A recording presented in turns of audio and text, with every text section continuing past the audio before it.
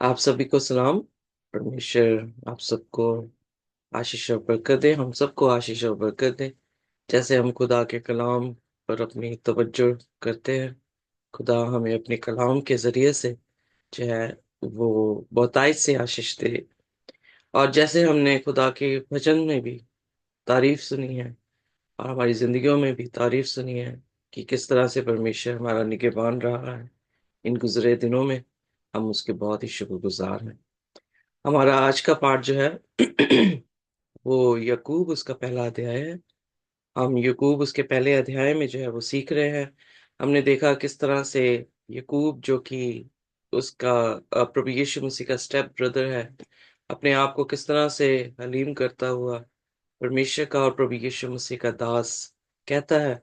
इस पुस्तक को जो है उन लोगों को लिखा गया जो कि 12 गोत्र थे, जो अलग अलग जगहों में बिखरे हुए हैं।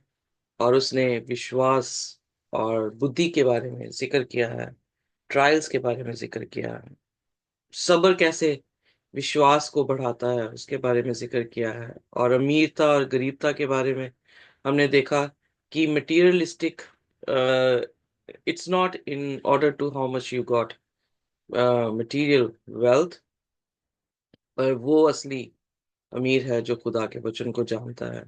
और फिर उसके बाद वो एक्सप्लेन कर रहा है कि टेम्पटेशन जो है, जो भी हमारी लस्टफुल टेम्पटेशन है, वो खुदा की तरफ से नहीं होती है, हमारी अपनी ही उपज है। और हम जो है उसमें गिरते हैं तो उसमें खुदा की कोई भी गलती नहीं है। 17वें वचन में उसने कहा कि every generous act of giving with every perfect gift is from above. Well, सृष्टि की शुरुआत में भी हम देखते हैं कि परमेश्वर ने दो ऐसे गिफ्ट्स दिए हैं, ह्यूमैनिटी को और क्रिएशन को। पहला गिफ्ट था कि उसने मैरिज इंस्टीट्यूट की थी। सेकंड गिफ्ट था, अगर आप ध्यान दें, तो वो वहां पर सैबत को इंस्टीट्यूट कर रहे हैं। सो दोनों एक ऐसी यू नो अगर मैरिज को देखें, एक हस्बैंड और वाइफ के रिलेशनशिप और उनका एक हो जाना was a type of God and his people। खुदा और उसके लोगों के बीच में जो संबंध है कि जब तक मौत ना आए तब तक हम एक दूसरे से अलग नहीं होंगे, हम उस वाचा में जो है वो बंधे रहेंगे। सो वो भी एक गिफ्ट है जो खुदा ने आसमान से हमें बख्शा है, कि कवनेंट जो है खुदा ने हमारे साथ बांधी है। और वो कवनेंट हम देखते आ रहे हैं कि उत्पत्ति से लेकर प्रकाशित वाक्य तक जो है वो साथ चल रही है। दूसरा इंस्टीट्यूट है सबत, जो कि खुदा ने जो है मिरास में दिया है। मैं उसको जब पढ़ रही थी तो मैंने ध्यान दिया कि खुदा ने सारी गुड्स दे दी जब उसने सृष्टि की रचना की। आप देखेंगे वो हर तरह का पक्षी बना रहे हैं, हर तरह के पौधे बने हैं, हर तरह के फ्लावर्स, अलग अलग कलर के फ्लावर्स जो है वो बनाए गए हैं, और उन्हें बाग ईदन में जो है वो रखा गया है। हर तरह का फल उनके पास है कि वो खा सकते हैं। सो हर चीजों की बहुतायत से जो है खुदा ने मिरास जो है वो इंसान को दी है। पर फिर खुदा ने जो है उन सभी चीजों में एक ऐसा दिन दिया है जिसमें वो अपने सृष्टिकर्ता को, जिसने ये सारी मिरासें जो है वो बनाई हैं उनके लिए, उस देने वाले को जो है वो स्मरण कर सके, उसको जो है वो धन्यवाद कर सके। जब रेनल अपने कॉलेज में गई है, यूनी में गई है, तो वहां पर एक दिन जो है उसने, आई थिंक न्यू ईयर के बाद, उसने जो है एक गिफ्ट जो है वो मुझे पार्सल किया। तो अपने फादर को भी किया, मुझे भी किया और अपनी सिस्टर को भी किया। तो कोई तो हार नहीं था, बट उसने जो है गिफ्ट पार्सल किया और उसने कहा कि मेरे पास मनी आई थी और मैंने उससे चाहा कि मैं आपको जो गिफ्ट भेजूं। सो आई डू अंडरस्टैंड कि वो एक एक्ट ऑफ ग्रेटिट्यूड है। हालांकि बच्चा कमा नहीं रहा, पर उसकी जो भी स्टूडेंट उसको हेल्प मिल रही है, उसमें से उसने थोड़ा सा जो है वो गिफ्ट हम सबको दिया, जो ये दिखाता था कि जो कुछ भी यू नो हम भी अपने माँ बाप को गिफ्ट देते हैं या किसी भी तरह से अपने प्यार का एक्सप्रेशन करते हैं, वो यही चीज दिखाता है कि जो उन्होंने हमारे लिए किया, हमें पैदा किया, जो रातें वो सोए नहीं थे हमारे लिए, जिस तरह से उन्होंने हमारी देखभाल जो है वो की है, उसके अनुसार हमारा ग्रेटिट्यूड जो है उनके लिए बनता है। और जो बच्चे देते हैं, माँ बाप समझते हैं इस बात को कि उन्होंने जो है उनको हर पल जो है वो याद किया है। उसी तरह से परमेश्वर और हमारा ताल्लुकात है। जैसे माँ बाप और बच्चों के ताल्लुकात हैं, उसी तरह से खुदा और हमारा ताल्लुकात, ये दो ऐसे रिलेशनशिप हैं जो सचमुच में कभी भी खत्म नहीं हो सकते। और इन दोनों की जो है गिफ्ट जो है वो हमें आसमान से दिया गया है। और खुदा ने जो है सबक भी इसीलिए दिया है ताकि हम 6 दिन उन सभी चीजों का लुत्फ ले सके, पर 7वें दिन हम याद कर सके कि ये सारी चीजें खुदा ने जो है वो बनाई हैं और खुदा ने हमें दी हैं, ताकि हम उसकी उपासना कर सके। फिर उसके बाद आज हम जो देखने वाले हैं वो है 22वां वचन, ना 19वां वचन, सॉरी। 19वां वचन से जो है हम आज सीखेंगे। पर इससे पहले कि हम खुदा के कलाम में जाएं, क्योंकि पिछली बार हमने एक सीड से जो है वो काफी लेसन सीखे कि किस तरह से एक सीड का जमीन पर जाना और फिर मरना काफी वैल्यूएबल लेसन थे। आप जाकर जो है हायर डेस्टिनी यूट्यूब में से देख सकते हैं। पर आज जो है हम 19 वचन से जो है वो देखेंगे। पर इससे पहले हम देखें, आइए अपने सिरों को झुकाएंगे और प्रार्थना में जाएंगे। हमारे स्वर्गीय खुदावन, हम आपके बहुत ही शुक्रगुजार हैं खुदावन कि आपने ये मौका दिया। बेशक बहुत दिन हो गए खुदावन, पर धन्यवाद कि आपने हम सभी को सलामती बख्शी और हमें सही सलामती खुदावन आज के दिन में आपने इकट्ठा किया है। हमारी जिंदगियों में खुदावन किसी तरह से भी रूडनेस है, किसी भी तरह से दोष है, तो हमें माफ कर दें खुदावन। हमारे गुनाहों को प्रभु जी आप अपने पवित्र लहू से धोकर साफ करें। कोई भी ऐसी गुनाह की परत आपके और हमारे बीच में ना आए खुदा। हमें हलीम रखें, हमें खुदावन अपने प्यार में इस तरह से भिगोए रखें ताकि खुदावन हम आप में बढ़ते चले जाएं और वो फल लाएं जो आपने अपेक्षा हमसे की है। हमें अपने पवित्र लहू से सींचे पाखरू की बारिश हमें हम पर डाले, ताकि खुदावन समय पर जब आपकी बारिश हम पर होती रहे तो हम खुदावन फलवंत बन सके। आज के कलाम को भी आपके हाथों में देते हैं खुदावन। आप बोलें और हम सुने, और आप बढ़ें और हम घटें। हमें खुदावन आप अपने कलाम से सिखाएं। इस प्रार्थना को यीशु के नाम से मांगते हैं, आमीन।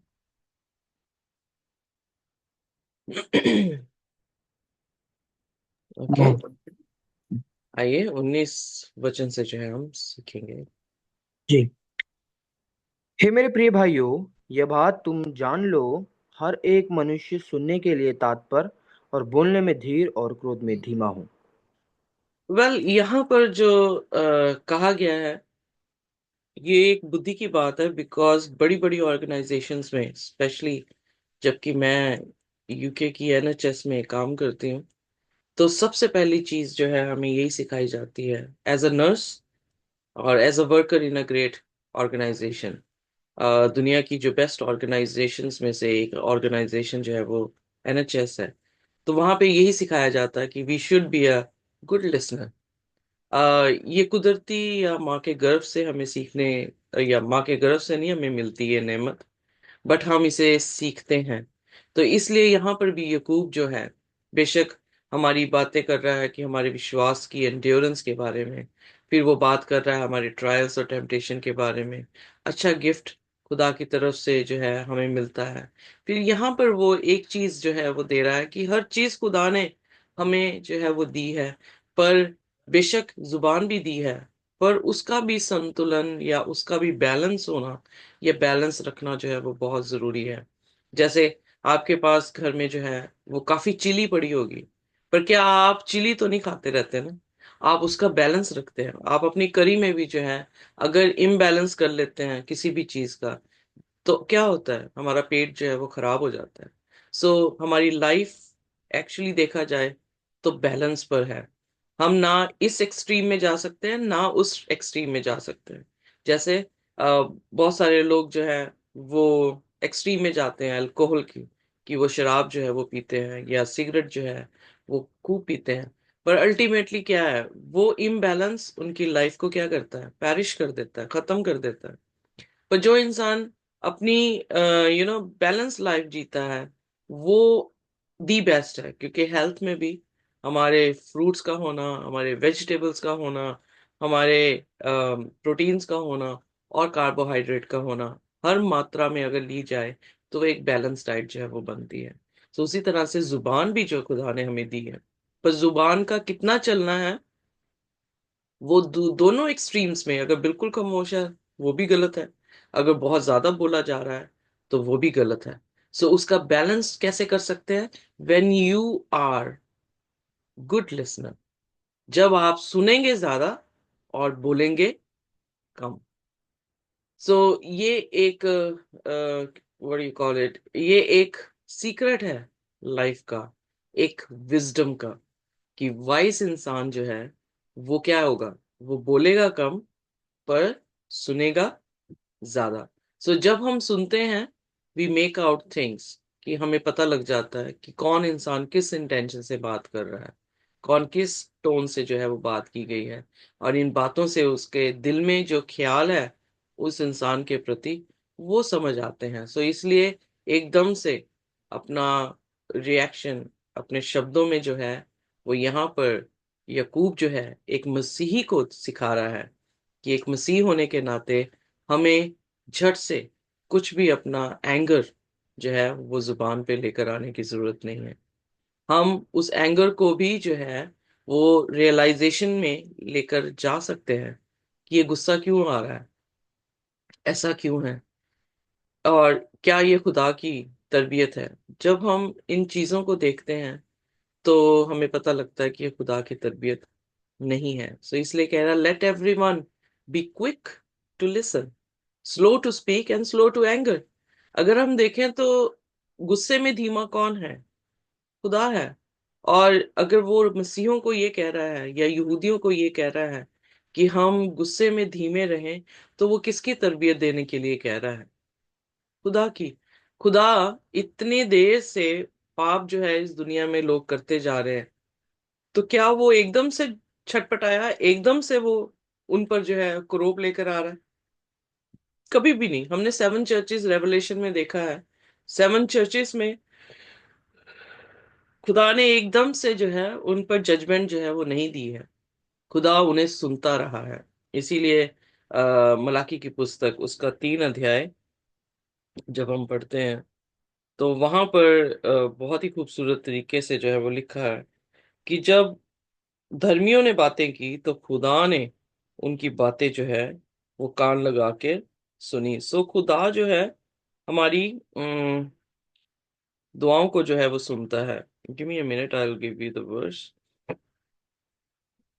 16, Malachi chapter 3 verse 16। यस। तब यहोवा का भय मानने वाले ने आपस में बातें की, और यहोवा ध्यान धर कर उनकी सुनता था। और जो यहोवा का भय मानते और उसके नाम का सम्मान करते थे, उनके स्मरण के निमित्त उसके सामने एक पुस्तक लिखी जाती थी।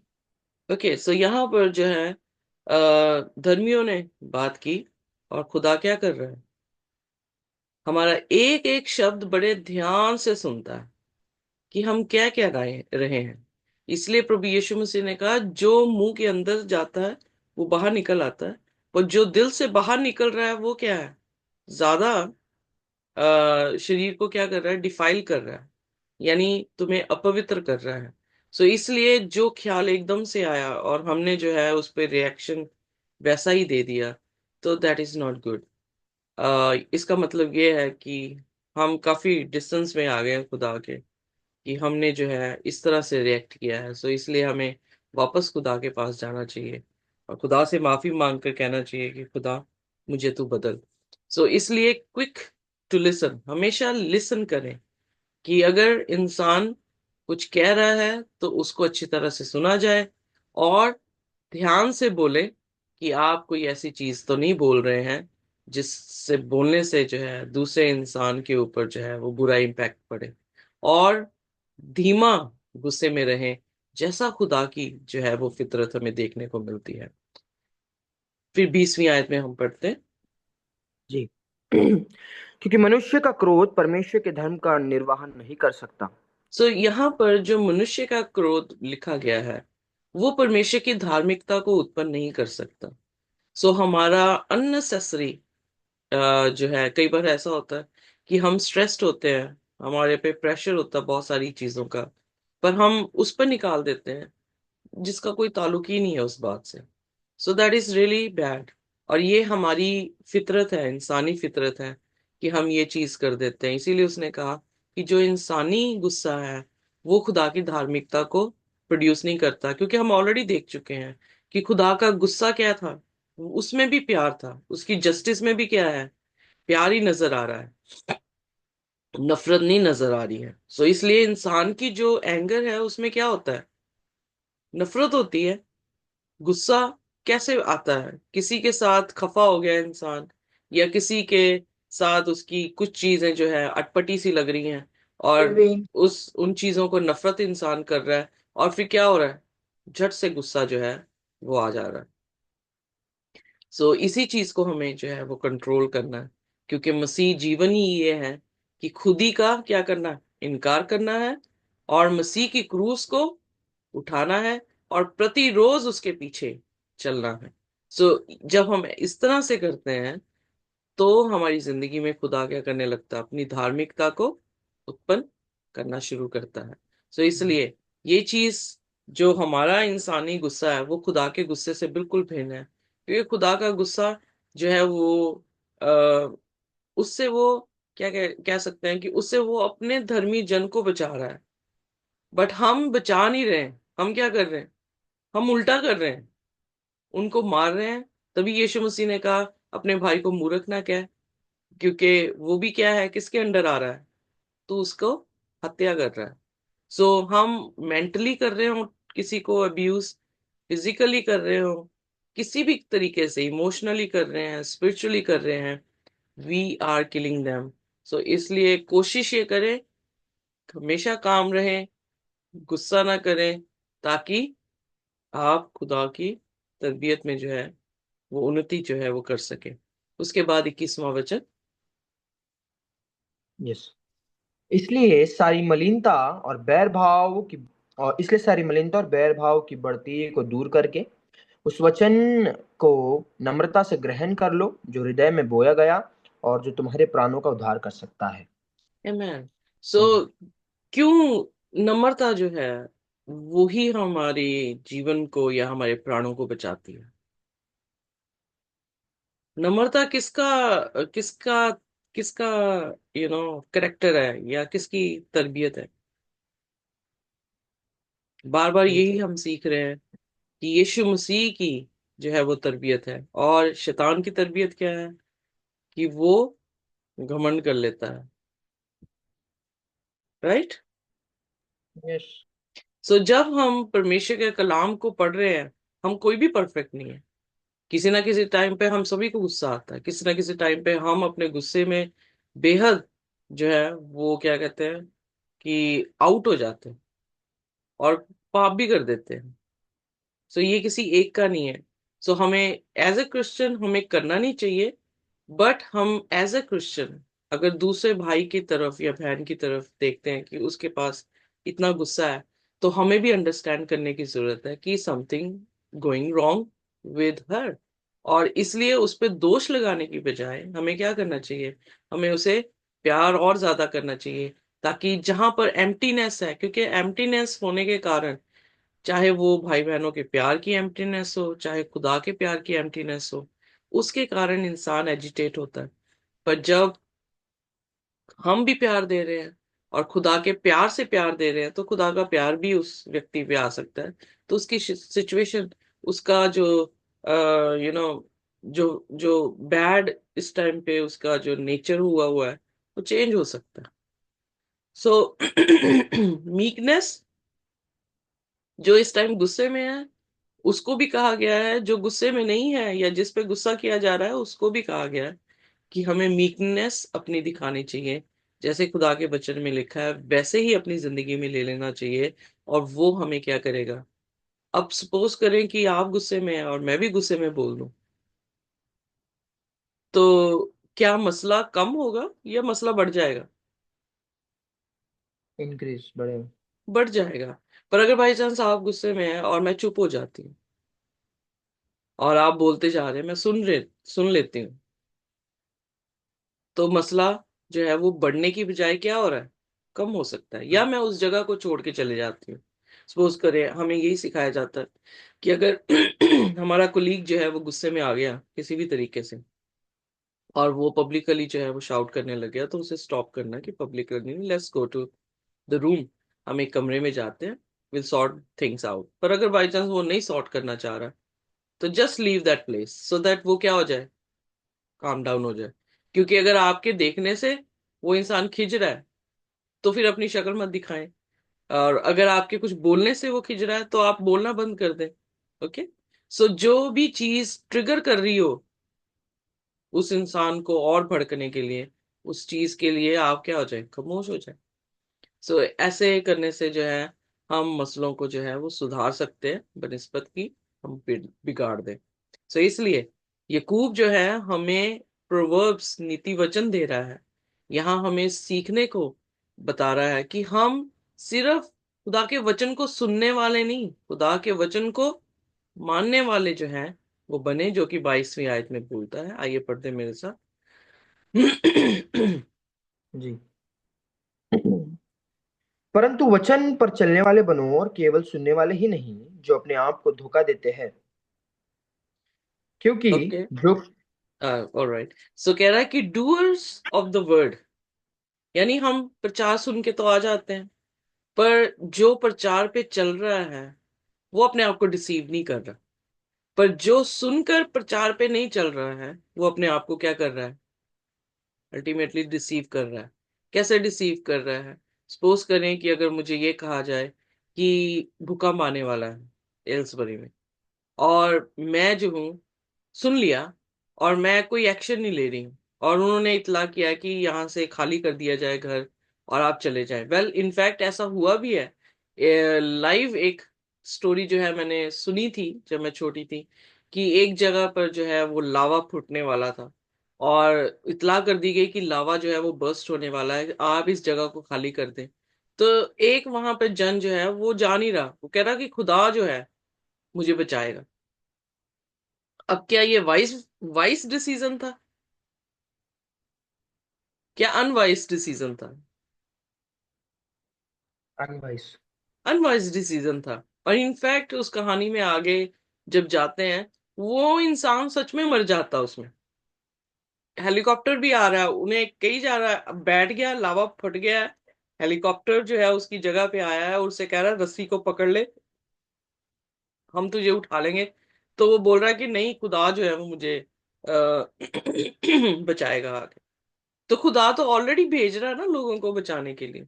सो अब उसने जो शब्द सुने गए थे या गवर्नमेंट ने कहे थे कि यहाँ पे लावा फटने वाला है, यहाँ से चल दो, अगर वो नहीं चलेगा तो वो किसको डिसीव कर रहा है, अपने आप को ही डिसीव कर रहा है। सो खुदा का वचन या खुदा किस तरह से हमें रिडीम करता है, या किस तरह से क्या कहते हैं, हमें बचाता है, इंसानों के जरिए से ही बचाता है कि नहीं बचाता? यस।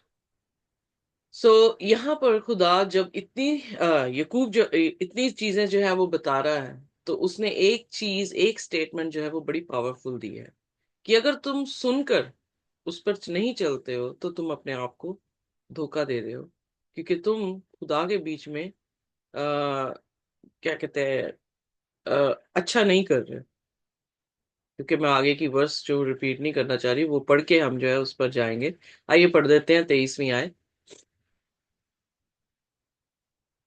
क्योंकि जो कोई वचन का सुनने वाला हो और उस पर चलने वाला ना हो, तो उस मनुष्य के समान है जो अपना स्वाभाविक मुंह दर्पण में देखता है, इसलिए कि वह अपने आप को देखकर चला जाता और तुरंत भूल जाता है कि मैं कैसा था। तो एक ऐसा इंसान है जो अपनी शक्ल देख रहा है, पर वो देख के चला जा रहा है, सुधार नहीं रहा अपनी शक्ल को, और जाकर जो है वो भूल जाता है कि वो कैसे दिख रहा था। तो एक सुनने वाला इंसान उधार नहीं पा पाएगा, क्योंकि उसने अपने आप को करेक्ट नहीं किया। पर जो सुनकर उस पे चलता है, इसीलिए यीशु मसीह ने मत्ती उसके 7 उसकी 24 में लिखा है, जो मेरे कलाम को सुनता है और उस पर चलता है वो ऐसे बुद्धिमान मनुष्य की तरह है जिसने अपना घर किस पे बनाया, चट्टान पे बनाया। मींह बरसेगा, तूफान आएगा, भूकंप आएगा, जो कुछ भी आए, वो घर जो है वहीं पर क्या है, स्थिर है। क्यों? क्योंकि उसने खुदा के कलाम को सुना है और उसने उस कलाम के जरिए से क्या किया है, अपने आप को बदला है। एम आई राइट? Yes yes. तो इसीलिए जीसस ने कहा, if you love me keep my commandment. Commandments. तो जब हम खुदा के कलाम को सुनकर उस पर चलने पर बच रहे हैं, तो कैसे हो सकता है कि खुदा के हुक्म खत्म हो गए? यहां पर फिर प्रश्न वही उठता है, क्या खुदा के हुक्म खत्म हो गए? क्या खुदा की सजेशंस खत्म हो गई हैं कि हम फॉलो नहीं करेंगे? मैं सजेशंस को, लोग सजेशंस जो खुदा ने दिए हैं उनको इतनी अहमियत दे रहे हैं, जो कमांडमेंट दिए हैं उनकी अहमियत छोड़ दी उन्होंने। कैसे हो सकता है? यू नो, मैं बच्चों को सुजेशन दे सकती हूँ, पर जब मैं कमांड देती हूँ उसका मतलब क्या है, कि ऐसा ही होना चाहिए। राइट? यस। हम सब माए हैं, आपको पता ही है ना, जब स्ट्रिक्टली बताया जाता है कि नो, तो इसका मतलब क्या है, कि वो चीज नहीं चाह रही है। सो जो कमांडमेंट्स हैं वो सुजेशन से क्या होती हैं, बड़ी होती हैं। और हम सुजेशंस को अहमियत दे रहे हैं पर कमांडमेंट्स को अहमियत नहीं दे रहे, तो क्या वाजिब है वो चीज? तो यकूब भी अपनी पत्री में यही कह रहा है कि आप सुनते जा रहे हो पर आप मानते नहीं हो, तो अपने आप को धोखा दे रहे हो, क्योंकि ये आपको जिंदगी नहीं बख्शेगा। वेल, मैं यहाँ पर ये पॉइंट नहीं करना चाह रही कि हम हुक्म मानने से बचाए जा रहे हैं, नहीं, हम उसके अनुग्रह से बचाए जाते हैं। पर जब हमारा अनुग्रह हो जाता है, जब हमारी शादी उसके साथ हो जाती है, तो उसके बाद क्या हम फिर उसकी उस वाचा को कैसे रखेंगे, बताएं? हुक्म तोड़ के रखेंगे कि हुक्म मान के रखेंगे?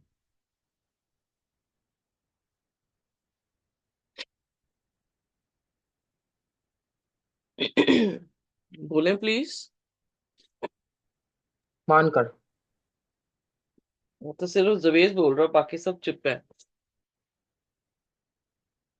जी, फॉलो करके। को यस। फॉलो मान कर करके, या या to keep the simple, commandment। या सिंपल फंड है कि हमने शादी कर ली है, अब अनुग्रह से, यानी प्यार हो गया, हमें अनुग्रह मिल गया, हमारी शादी हो गई, और उसके बाद हम क्या करेंगे शादी के बाद? कहीं पर भी मुंह मारेंगे? अपने आदमी को छोड़ के कहीं पे भी जाएंगे? नहीं, हम एक दूसरे के साथ वाचा में बंध गए हैं। तो एग्जैक्टली खुदा के साथ भी हमारा रिलेशनशिप वही है, अनुग्रह से हम बचाए गए हैं। प्रभु यीशु मसीह ने अपनी जान हमारे लिए दी है, अपनी दुल्हन को लेने के लिए आ रहा है, और उस दुल्हन को कैसा चाह रहा है कि कैसा हो, कि वो दुल्हन उसके साथ वाचा में हो। और वो वाचा कैसे कैसे बंधी रहेगी, जब हम उस वाचा के अनुसार हुक्म मानने वाले होंगे, यानी हम उस वाचा को रखने वाले होंगे। तो कैसे पता लगता है वो वाचा में कि मैं खुदा की हूं और खुदा मेरा है? जब मैं उसकी बात, उसके हुक्म ही नहीं मान रही हूँ, जब मैं उसकी लाइक्स को नहीं समझ रही हूँ, उसके डिसलाइक्स को नहीं समझ रही हूँ, तो कैसे मैं उसके साथ वाचा रख रही हूँ? राइट? सो इसलिए जो इंसान हुक्म को सुनकर मान नहीं रहा, तो वो अपने आप को क्या कर रहा है, धोखा दे रहा है। कि वो शीशे में देख तो रहा है कि उसकी ये वाली लट सही नहीं है, उसको सही जगह पे नहीं फिक्स कर रहा, ऐसे ही चला जा रहा है और भूल जा रहा है कि उसने जो है कुछ गलती अपने में देखी है। सो हमेशा हम तो गलती के पुतले हैं। हर गलती को बड़े ध्यान से सेल्फ रियलाइजेशन में लेकर जाना चाहिए, उसे समझना चाहिए, और उसे नेक्स्ट एक्ट में जो है कोशिश ये होनी चाहिए कि खुदा हमें तू ऐसी कुव्वत दे कि हम ये पाप ना करें। तो आइए देखिए उसके 25वें वचन में।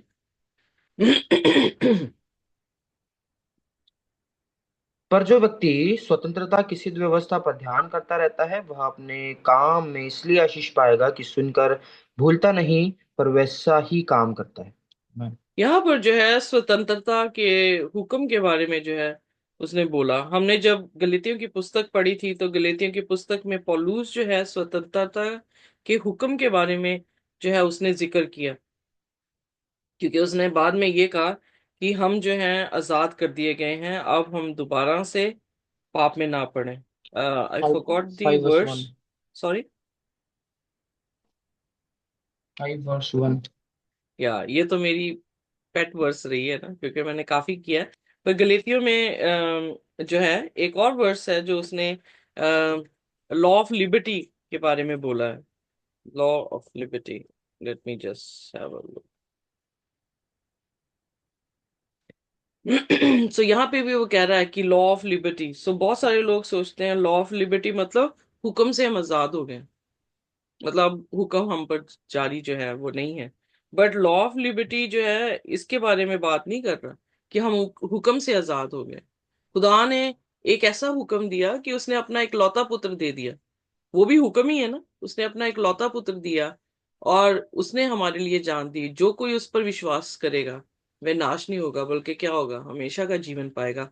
सो परफेक्ट लॉ किसको कहा गया है? पौलुस जो है परफेक्ट लॉ खुदा के हुक्मों को कह रहा है कि वो सिद्ध हैं, पवित्र हैं, भले हैं। जब हम करंथियन की कलीसिया नहीं, रोमियो की कलीसिया उसके 7वें अध्याय में हमने पढ़ा था।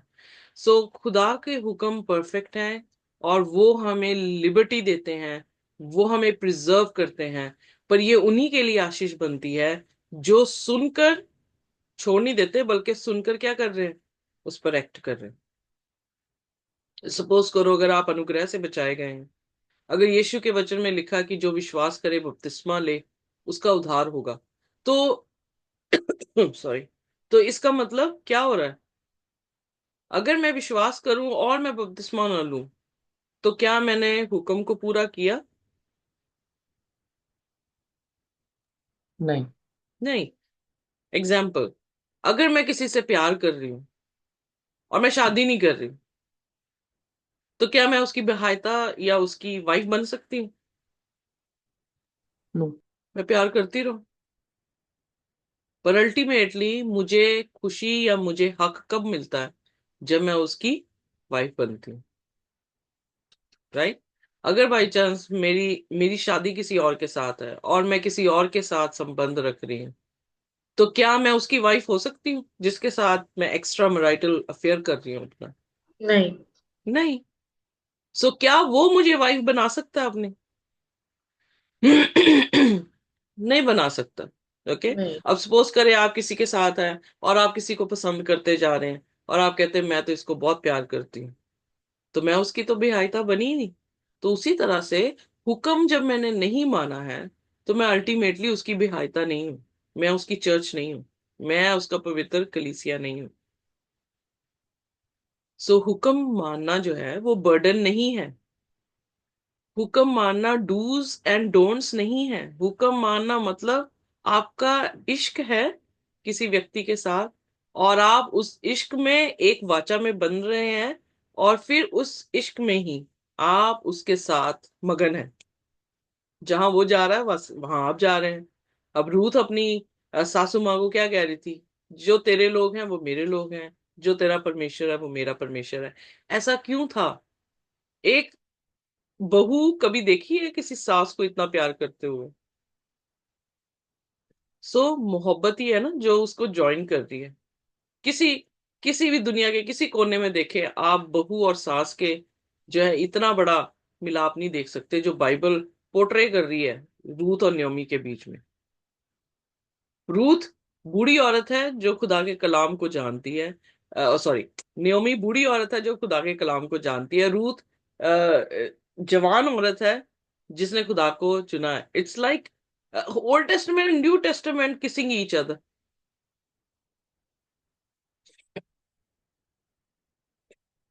सो ये सिर्फ प्यार से हो सकता है। इसीलिए हम जब लेसन स्टडी भी पढ़े थे लव के बारे में, तो हमने यही देखा कि खुदा ने समराइज 2 हुक्मों में कर दिया, अपने खुदा से प्रेम करने को और अपने पड़ोसी से प्रेम करने को। सो वो हुक्म में जो की पॉइंट है वो क्या है? until unless you have love, you cannot love your brother, you cannot love God. So relationship भी, कवनेंट भी तभी बन सकती है, ओबीडियंस भी तभी हो सकती है जब प्यार होगा। अगर प्यार नहीं है तो बहाने तो 36 हो सकते हैं हमारे पास किसी भी रिश्ते को तोड़ने के लिए, बेफजूल होंगे। बट प्यार तभी, करंथियन की कलीसिया, पहला करंथियन उसके 13 अध्याय में कहता है प्यार बहुत सारे पापों को क्या कर देता है, ढांप देता है। सो एक्सक्यूज बनाने नहीं देता कि मैं इसके साथ ताल्लुकात अपने छोड़ दूं। तो इसका मतलब अगर ताल्लुकात नहीं तोड़े जा रहे हैं तो उसमें क्या है, प्रेम है। और अगर प्रेम है तो फिर रिस्पेक्ट है, डिग्निटी है, और फिर उसकी ख्वाहिशों का ध्यान देना जो है वो वाजिब हो जाता है। तो उसी तरह से खुदा के हुक्म है रिलेशनशिप में फिट होते। आमीन। आमेन। यस। सो 26 और 27 पढ़ते हैं प्लीज। यदि कोई अपने आप को भक्त समझे और अपनी जीभ पर लगाम ना दे पर अपने हृदय को धोखा दे तो उसकी भक्ति व्यर्थ है। हमारे परमेश्वर और पिता के निकट सिद्ध और निर्मल भक्त यही है कि अनाथों और विधवाओं के कलेश में उनकी सुधि ले और अपने आप को संसार से निष्कलंक रखे। ओके, सो यहाँ पर जो है उसने कहा कि अगर ये सोचते हैं कि आपका धर्म अहम है, यहाँ पे आज जो है वो स्ट्रगल इवन पंजाब में यही मुद्दा बना हुआ है कि धर्म, धर्म किसका अच्छा है। सो ये जो धर्म के आगू हैं उनको देखा जा रहा है और बहुत सारी बड़ी बड़ी बातें जो है वो की जा रही है। तो क्या हर एक धर्म का इंसान अपनी जुबान पर लगाम दे के बैठा है? कोई भी नहीं। तो यहाँ पे खुदा का वचन क्या कह रहा है, अगर तुम अपने आप को धर्मी समझ रहे हो, नॉट धर्मी, हिंदी में क्या शब्द दिया है रिलीजियस का? आ, धर्मी। भक्त भक्त। भक्त। भक्त, बिकॉज धर्मी और भक्त में डिफरेंस है। रिलीजन और राइचियसनेस में डिफरेंस है। सो रिलीजियस मतलब जो ये सोच रहा है कि मैं भक्त हूं, मैं अपने कामों से जो है वो बचना चाह रहा हूं, पर अपनी जुबान पर लगाम नहीं दे रहा, तो वो अपने दिल को धोखा दे रहा है, क्योंकि उसकी भक्ति व्यर्थ है। यू नो क्योंकि आगे जाके देखेंगे तो एक जुबान की बात कही हुई पूरे जंगल को, जैसे एक आग की तीली जो है ना वो पूरे जंगल को जला सकती है, वैसे ही हमारी जुबान है। तो हम किसी को भी पेन दे सकते हैं, किसी को भी जख्मों को खुरेद सकते हैं, किसी को भी मतलब इतना ज्यादा दर्द दे सकते हैं सिर्फ अपनी जुबान से, बार बार एक ही चीज, बार बार एक ही चीज बोलकर। हमें कभी बात समझ नहीं आता, but it happens. It's like you are killing someone because you are so, आप इतने नेगेटिव हैं अपनी जुबान से, आप इतने नेगेटिव कनोटेशंस दे रहे हैं अपनी जुबान से कि आप किसी भी इंसान को खत्म कर सकते हैं, उसके सेल्फ मोरल को भी खत्म कर सकते हैं, सेल्फ स्टीम को खत्म कर सकते हैं, उसकी मोटिवेशन को बिल्कुल नष्ट कर सकते हैं। सो यहाँ पर अगर हम धर्मी नहीं हैं, हम वैसे ही चर्च में जा रहे हैं, सिर्फ भक्ति अपनी दिखाने की कोशिश कर रहे हैं। सो इसीलिए जीसस ने जो है डिफ्रेंशिएट किया उस औरत का जिसने 2 दमड़ियां डाली थी, और उस आदमी के साथ जिसने बहुत सारा पैसा बैंड बाजे के साथ लेकर आ रहा होगा, भर भर के लेकर आ रहा, दुनिया को दिखा के लेकर आ रहा होगा। सो वो भक्ति है कि you are pretending that you are righteous but your works are not righteous. आप राइचस वर्ड क्या है कि आप राइट हैं खुदा के साथ। तो वो दिखावा जो हम करते हैं उससे हम राइट नहीं होते हैं। जो हम दिखावा नहीं कर रहे हैं और अपनी जिंदगी को बदलने की कोशिश कर रहे हैं, वो हमें राइट करता है खुदा के साथ। सो यहाँ पे क्या कह रहा है कि religion that is pure undefiled before God the father, जो भी आपका धर्म है, चाहे किसी भी धर्म से आ रहे हैं, किसी भी रंग से आ रहे हैं, किसी भी भाषा से क्यों ना हम आ रहे हो, हम तभी धर्मी बनते हैं या हमारा धर्म बनता है जो हमें खुदा के सामने निर्दोष ठहरा दे। एम आई राइट? अदरवाइज हमारा लला बाबा बाबा करना, हमारा बहुत सारी दुष्ट आत्माओं को निकालना और बहुत सारी लोगों को चंगा करना, और बाद में यीशु मसीह आके ये कहें कि मैं तुम्हें जानता ही नहीं, तुम कौन हो, तो उस रिलीजन का क्या फायदा? बताएं, उस कार्य का कोई फायदा है? ये तो ये हुआ कि आपने दुनिया को दिखाने के लिए कि आप भक्त बड़े तगड़े वाले हैं, अच्छे वाले हैं, आपके पास ये क्षमताएं हैं, इसलिए आप जो हैं कुछ भी बोलेंगे। तो वो रिलीजन जो है वो क्या है, वर्थ है, नहीं रखता है, वर्थलेस है। पर रिलीजन वही, धर्म वही बढ़िया है जो खुदा के सामने सही हो, और वो खुदा की धार्मिकता ही है। ओके, सो इसीलिए जीसस ने कोई क्रिएट नहीं किया था रिलीजन। जीसस ने ह्यूमैनिटी को सिर्फ बचाने की कोशिश की है और उसका रास्ता दिखाया है। और इसलिए क्रिश्चियनिटी भी कोई रिलीजन नहीं है। I don't think it's a religion. Christianity सिर्फ यही है, सत्य है, मार्ग है, जिंदगी है, जिससे हम जो कि पाप में मर मर रहे हैं, हम जिंदगी पा सकते हैं और उस रास्ते को देख सकते हैं जिस रास्ते के द्वारा हम जिंदगी को पा सकते हैं। और सिर्फ एक ही सत्य है जो कि यीशु मसीह में हमें दिखाई देता है। तो जो खुदा के सामने निर्दोष हैं, उनके एक्ट कैसे दिखाई दिए हैं? कि उन्होंने ऑर्फन की केयर की है, उन्होंने विडोज की जो डिस्ट्रेस में है। कई बार जो है हम अपनी फैमिलीज में हैं, हम हमारी अपनी चैलेंजेस हैं, पर कुछ ऐसी बहनें हैं, कुछ ऐसे परिवार हैं जिनके पास कंप्लीट फैमिली नहीं है और उनके पास स्ट्रगल्स बहुत हैं। तो इसलिए हमेशा कंसीडर करते रहना चाहिए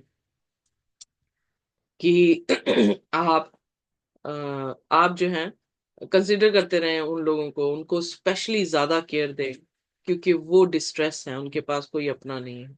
सो उनकी बातों का बुरा भी जो है वो नहीं मानना चाहिए। सो उन्हें और प्यार दें ताकि वो उन सभी डिस्ट्रेस से जो है वो बाहर आ जाए। To keep oneself unstained by the world, और किसी भी तरह से दुनिया के किसी भी दाग से हम बिल्कुल क्या हो, शुद्ध होने चाहिए, हमारे में कोई स्टेन नहीं होना चाहिए। इसीलिए यीशु मसीह के वचन में लिखा है, ये यूहन्ना में पत्री में, कि संसार में रहो पर संसार के सदृश्य ना बनो। सो जैसा संसार बिहेव करता है, उनके गुस्से में क्या है, नफरत है। जैसा संसार बिहेव करता है कि हम अंडरस्टैंड नहीं कर पा रहे हैं किसी को, हम सुन ही नहीं पा रहे हैं किसी को, और हम उनकी हालत को एम्पैथेटिक नहीं हो पा रहे हैं उस हालत में, या कंपैशन नहीं शो कर पा रहे हैं। सो वो संसार की फितरत है। बट हम मसीहों की क्या फितरत है? हम सभी के पाँव, हम एम्पैथेटिक होने चाहिए, हम सिंपैथेटिक होने चाहिए। यानी हमें सिंपैथी मतलब हम समझ सके कि उसकी सिचुएशन कैसी है और वो ऐसा बिहेव क्यों कर रही।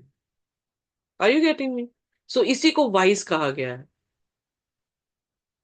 ये नहीं कि एकदम से अच्छा कोई बोल दिया, ऐसे कैसे बोला इसने, मैं ये हो गया मैं वो। पर नहीं, हमारे में क्या है, धीरज है। बेशक अगर एक एक हमारे में से कुछ अजीब सी अटपटी बात कर भी दे, तो हम एकदम से तड़प के नहीं, या दिल में होता होगा, मैं नहीं कहती कि नहीं होता होगा, बट ये है कि हम सब्र से सुने और हम उससे और प्यार करें। अगर हमेशा याद रखें, it's the lack of love और सेल्फ एस्टीम। बट उस आदमी को भी प्यार लेना आना चाहिए। ये नहीं कि हम धक्के से प्यार देंगे, पर उस आदमी को भी जो है वो प्यार लेना आना चाहिए। सो इसलिए ये शिक्षाएं हैं जो यकूब उसके पहले अध्याय में वो हमें सिखाने की कोशिश कर रहा है, कि हम किसी भी तरह से संसारिक ना हो, हम खुदा के सदृश्य में हो और उसकी तरबियत को रखें जैसा उसने रखा है।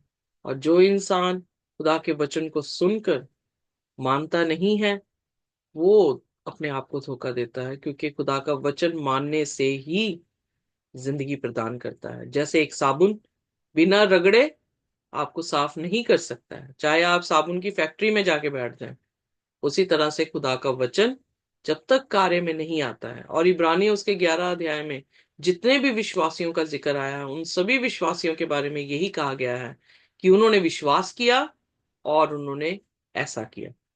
विश्वास किया, जिस पे विश्वास किया वैसे उन्होंने एक्ट किया, तो खुदा ने उन्हें क्या किया, उन्हें आशीष और बरकत दी।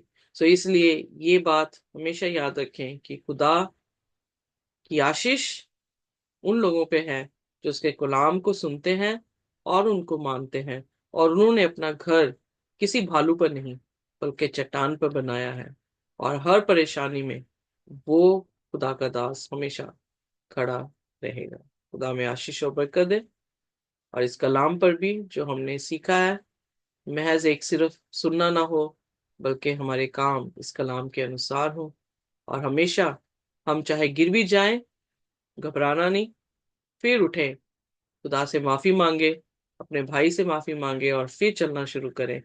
This is what is is not a religion, it is the act of service to God. God bless us. और कोई भी जन जो है इस समय हमारे लिए प्रार्थना कर सकता है।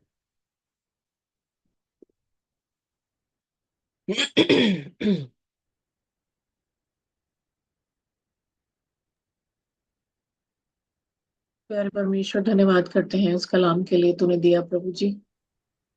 हम तेरी शुक्रगुजारी करते हैं खुदावन, इस लायक तो नहीं है, इसलिए सबसे पहले प्रभु जी अपने गुनाहों की माफी मांगते हुए खुदावन तेरे चरणों में आते हैं, अपने आप को शून्य करते हैं, शून्य से भी शून्य करते हैं खुदावन, और हम सब तेरे सिंहासन के सामने आते हैं और तुझसे बोलते हैं कि हे खुदावन, तू ही है जिसे इस दुनिया में हमें और हमारे गुनाहों को माफ करने का अधिकार है खुदावन। खुदा, यदि जाने अनजाने में खुदावन हमसे मसीह जीवन में ऐसी गलतियां हुई हैं